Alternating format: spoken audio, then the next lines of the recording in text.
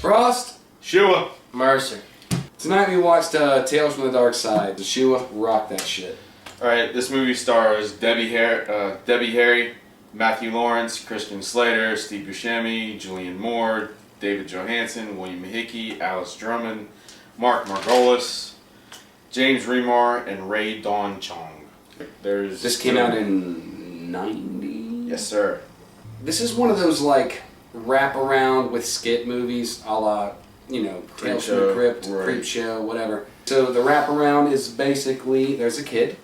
It's kind of like a Hansel and Gretel type thing. She's Yeah. got a kid hostage. She's getting ready to roast him, and to buy himself time, he starts reading her stories from Out of her favorite book that she doesn't really quite remember the stories out of. And she's very cold and nonchalant, like, oh, I have to get you ready because we're gonna eat it. Like it's just no big deal. Right. She grabs like her notepad. She's like, I was never good at long division, like 65. How many times does 12 go into whatever? One of the cool things, if you really pay attention, there's a real neat little gimmick that happens right in that beginning scene when she comes home. Like the doorknob's going like, and it's her. She finally gets the door open. She's got armloads of groceries. But what's really interesting is if you look right there in the corner leaning against the wall, it's like an old school broom. And I don't mean like one of the ones you buy from the store, like one of the old school straw. Yeah, straw. It Never noticed that. Yeah, it's right there at the beginning. I always thought that was really neat. Cinnamon brooms, you buy it. Yes. Right. You kind of get like cinnamon. Well, I don't know. We didn't have smell-o-vision. I couldn't really go. Yeah, that's totally a cinnamon. Fuck you. I know shit. So anyway, that smells like cunts. so it opens up with the fuck. Used ones. Cold, bro. But the opening episode of the movie is Lot 249. Two flatmates who aren't as well off as the rest of the people in their school. The basic premise is the flatmate who lives upstairs is friends with a dude who's dating his sister, and this dude won the fellowship, or whatever the fuck it is, from that college when his only competitor was the bottom flatmate.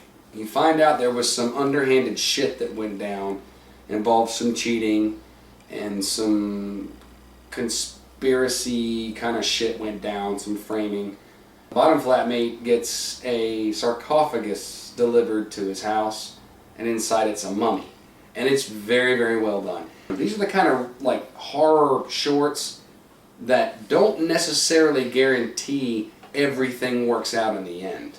The way the wraparound thing works is you kind of get the impression that there's some bigger force at play.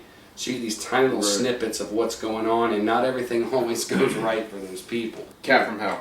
This short involves I'll call him lone survivor in a wealthy estate who calls upon a hitman to assassinate a cat. Sorry, guys. dude. I'm sorry. Stick with me on this one. You leave out important shit. He's the kind of guy. If you don't come with me, I'm gonna suicide. No, it's commit suicide. Whatever. And you can't be like, oh, but I'm Hispanic, because your fucking first language is English. And he ain't drunk yet because he's still speaking at normal speed. This is why I get the first part and then I stop talking. No, continue. I'll take over again. Say he's been the fuck you guys. We didn't say anything. I know, but I know you guys are getting ready to say something. No, we're patiently waiting for you to say something. Words. No, the cat has been responsible for the deaths. Like 3 other people in the house. Right. But he's been like, not really the martyr, but the avatar. Right. Okay, the harbinger, or the vengeful. Okay, the vengeful spirit. Right. Yeah, but the deaths all occur because you find out that under weird circumstances. So there's no, oh, it's the cat. But you come to find out that the one old guy who's left in the house his pharmaceutical company has developed a weird fucking drug to kill cats. Not to kill cats, they tested it on They cats. tested them on. So they killed a bunch of cats with it, and now he takes it. Right. Because reasons. That's right. Stuff and things. I see what you're getting at. Now, the big thing is like to Shua's point, this guy runs a pharmaceutical company, and he feels, and this drug he developed is like this unbelievably good treatment for, it's like a painkiller, muscle relaxer / mild hallucinogen. Yeah. Some For shit people like that, right? with aging hearts. And I was like, that sounds like the worst idea ever. And the hitman's like, I don't understand. And he's like, well, we tested on over 5,000 cats. So I need you to take care of this cat. I've tried to kill it, but I can't. I'm old in this wheelchair and munching on fucking hallucinogens like they're Mentos. Because it wasn't me. Yeah. I watched him and he gets in the cab, he takes 4. And I'm like, you take 4 of any hallucinogen at that age, you should be butt naked in trying to swim in a cement. You're just Told you I still had it. What did you think of the effects in that one specifically? They were believable, because Except for the friend of the sister getting suffocated by the cat. That's what it looked like. Right. I was like, It was like fake cat on page. She ate pussy that night. This movie has a lot of similarities in relevance to Creepshow. very observant of you. Throughout- Yeah, wasn't it you throughout that said that a one, lot of Creepshow fans call this? Yeah, Creepshow? including a lot of fans, including Tom Savini and otherwise people in the industry, Right. Yeah. have considered this movie to actually be Creepshow 3. To me, if I were the guys who made Tales from, I'd call that an honor. Right, That's yeah. cool, man. Thanks. Because the other thing about this too was that the Cat from Hell is that that story was written by Stephen King. Yep. And it was adapted for the film by Romero. A Lover's Vow. Starts out starving artist. He's trying to make it. He's not fucking making it. Him and his buddy go down alley one day and get attacked by a fucking gargoyle. Kills his buddy, claws his chest, and tells him, hey, I'll spare you, but you can never, ever tell anyone.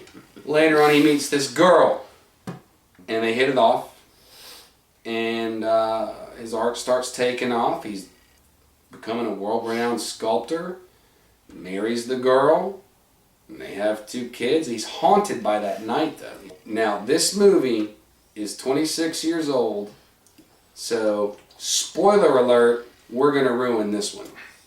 He's tortured, got 2 kids, got this girl, successful life.